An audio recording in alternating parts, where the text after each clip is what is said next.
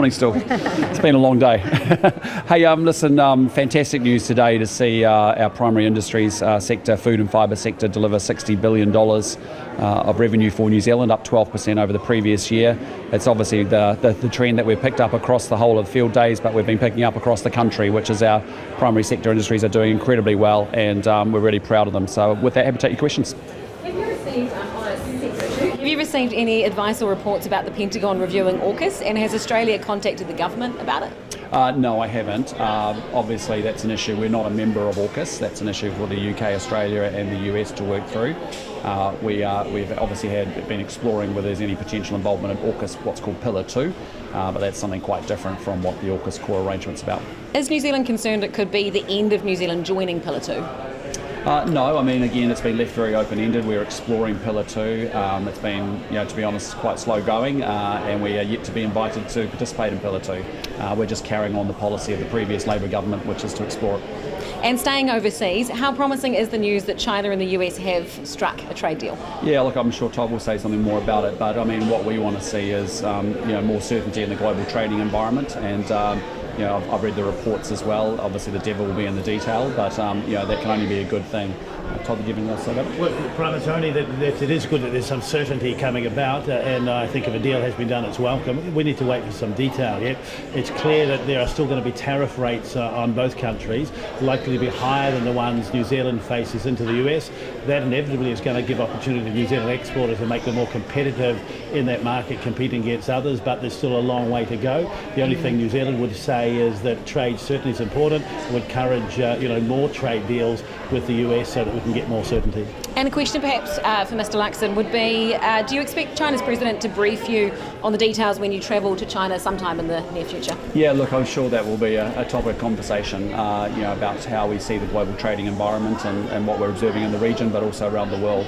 Again, I think, as Todd and I have talked and checked in regularly with New Zealand exporters to the US, we're really pleased to hear good progress from our own exporters. They're still finding really great opportunities to grow their businesses. They're doing a great job targeting the right channels and the right customers. But yes, of course, that'll be a big topic of conversation when I do catch up with both President Xi and Premier Li in due course. And lastly, a question from me on rural mental health.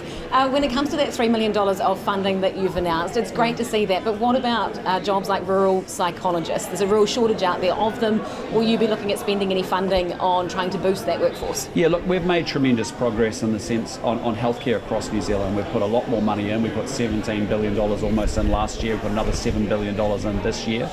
So we're putting a lot of money and funding into healthcare. The good news is that we've actually grown our doctors by 200 and our nurses by 1,700. But will that actually end up being in rural areas? Yeah, so we made good progress on the absolute workforce, but you're right, we've got challenges in parts of rural New Zealand. We've also got challenges in other parts of our healthcare system, mental health and other areas.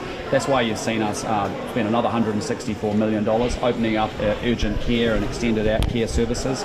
24/7 digital services will be coming from July 1, and we've put in place a $20,000 incentive to incent nurses to go into rural settings. So there's a lot more for us to do. Obviously, the investments around rural mental health are really important given the sobering nature of the statistics that we're encountering there.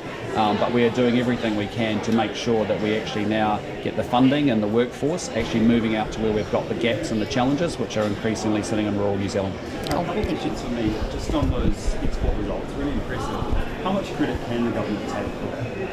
Well, I think a tremendous credit. I mean, we've created the conditions for growth. It's ultimately up for the businesses themselves to go out and to seize on those opportunities. But if I think about the work that Todd's undertaken to make sure that we're opening up new markets, whether it's the GCC, the UAE, a 21% growth in the UK just in the last 12 months, a 28% growth into the EU by virtue of Todd bringing that agreement into earlier acceptance.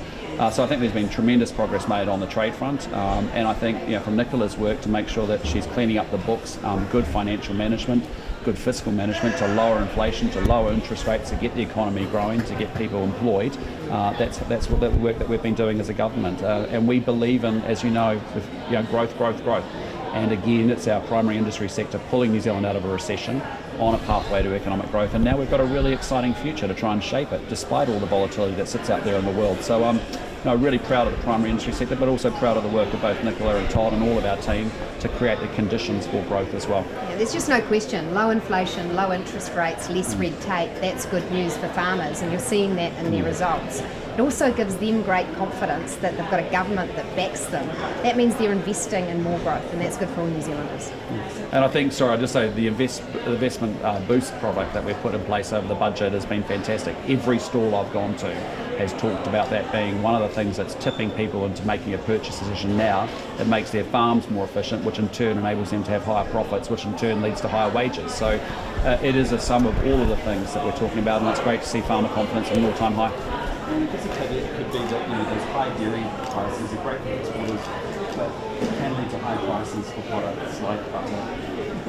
What do you make of that situation? And I guess that ties into inflation. Well, look, on butter, it has not been lost on me that if you go to Costco today, you can get butter for about half the price that you can at New World, at Pack and Save, and that's a story of competition. And so I think retail competition has a big role to play in the price that New Zealanders pay for butter and other dairy goods, and that's why our government is doing quite a lot to promote that competition. It is also always true that when dairy is in high demand globally, that does have an impact on prices here at home, and we are very conscious of the impact that has for families, because milk, butter, they're staples for many Kiwis, and when it's that expensive, I know many people are having to substitute and find workarounds, and that's tough. So I want to see that competition, because not everyone can shop at Costco right now, but we should be getting that level of retail competition everywhere in the country. And you're going to Cabinet soon with some suggestions on stock markets? Yes, that's right. There's 3 bits of activity we have underway. One is what are the barriers we can remove so that there can be more Costcos and things like Costco. The second is how can we make sure the Commerce Commission has sharp teeth so that if the big guys aren't being competitive, they face real consequences. And the third bit is looking more deeply at the structure of the grocery sector. And just on another topic, on the Reserve Bank, how do you think they handled the comms around Adrian Orton? Well, I've expressed that I think that they could have shared the information they shared yesterday earlier. I have spoken to their chairperson, Neil Quigley, and expressed my view that they did not manage that Official Information Act request well, and that I expect them to do better. He has acknowledged that they could have and should have done better. It's my expectation that all government agencies comply with their statutory obligations and wherever possible are open and transparent with New Zealanders. Of course, they need to balance that against their legal obligations when it comes to employment discussions and agreements. But on this one, I think they could have pulled their socks up. Good.